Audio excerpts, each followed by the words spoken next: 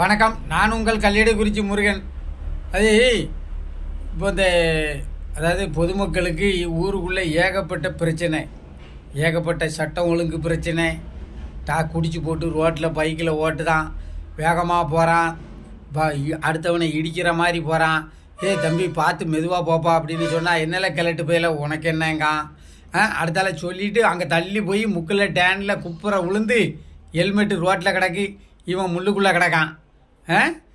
அந்தால ஓடி போய் இந்த கிளட்டு போய் நம்ம தான் போய் தூக்க வேண்டியது இருக்குது. இப்படி ஏகப்பட்ட ஒழுக்கக்கேடான சட்டம் ஒழுங்கு ரொம்ப சீரழிஞ்சு போய் கிடக்கு. ஆனால் சில நேர்மையான அதிகாரிகள்லாம் இருக்காங்க. அந்த நேர்மையான அதிகாரிகள் புதுசாக வந்து அதிரடி நடவடிக்கை எடுக்கும்போது இந்த அரசியல்வாதிகள்லாம் தலையிட்டு அவரை உடனே டிரான்ஸ்ஃபர் பண்ணியிருந்தாங்க, பணியிட மாற்றம். அப்புறம் எப்படி சட்டம் ஒழுங்கு சரியாக வரும்? அதாவது மக்கள் என்ன நினைக்கிறான் அப்படின்னா, இவன் விரும்புகிற மாதிரி அந்த அதிகாரி செயல்படணும்னு நினைக்கான். இவனுக்கு தகுந்த மாதிரி வளைஞ்சு கொடுக்கணும், அப்போ நல்ல அதிகாரி. எடுத்த உடனே அதிரடியாக நடவடிக்கை எடுத்தால் அவன் சரி கிடையாது, அவன் ரொம்ப அராஜகம் பண்ணுதான் அப்படின்னு சொல்லுதாங்க. அப்புறம் எந்த அதிகாரிகள் நீதி நேர்மையோட பணியாற்றுவாங்க? ஊர் பேரை சொல்லலை, விருப்பமில்லை. எங்கள் ஊர் பக்கத்து ஊரில் ஒரு நேர்மையான அதிகாரியை போட்டாங்க. வந்த உடனே மனுஷன் அதிரடியாக இறங்கினா அவ்வளோ பேர் அரண்டுட்டான்.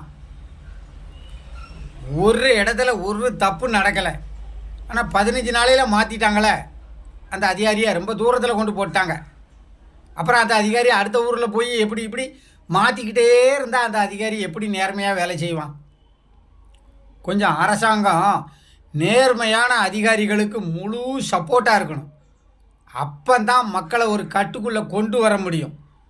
என்ன, மக்கள் அத்துமீறல்னு கூப்பாடு போடத்தான் செய்வான். 2 அடி கொடுத்ததும் தப்பு செய்யும்போது அந்த அத்துமீறலை பற்றி எவனும் சிந்திக்க மாட்டாங்க. நடவடிக்கை பாயும்போது அத்துமீறலுங்க. சரி, நடவடிக்கை எடுக்காமல் இருந்தால் போலீஸு தெரிஞ்சிருந்தும் நடவடிக்கை எடுக்கவில்லை அப்படின்னு கூப்பாடு போடுதான். அதனால் அது முன்னாடி போனால் முட்டும், பின்னாடி போனால் எத்தும். அதனால் லத்தி கம்பு தான் கரெக்டாக பேசும். ஏகப்பட்ட ஒழுக்கக்கேடு நாட்டுக்குள்ளே. 12 மணி ஆகிட்டுனா சாயங்காலம் 6 மணிக்கெல்லாம் பஜாரில் ஒவ்வொருத்தன் பைக்கில் போகிற போக்க பார்த்தா அது பெரிய பொதுமக்களுக்கு இடையூறாக இருக்குது. அவங்களுக்கு ஒரு சொல்லையும் குறையில்லை. நல்லா அழகாக எங்கே வேணாலும் எப்போ வேணாலும் வச்சு ஊற்றி குடிக்கலாம்ங்கிற ஒரு பிரச்சனை இருக்கும்போது அவங்க நல்ல சுதந்திரமாக ஜாலியாக தான் இருப்பாங்க. அப்பாவி பொதுமக்கள் பாதிக்கப்படுறாங்க. தயவு செய்து அரசாங்கம் நேர்மையான அதிகாரிகளை அடிக்கடி இடமாற்றம் செய்யாதீங்க.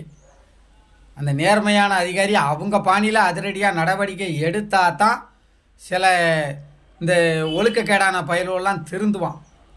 வாழ்க வளமுடன்.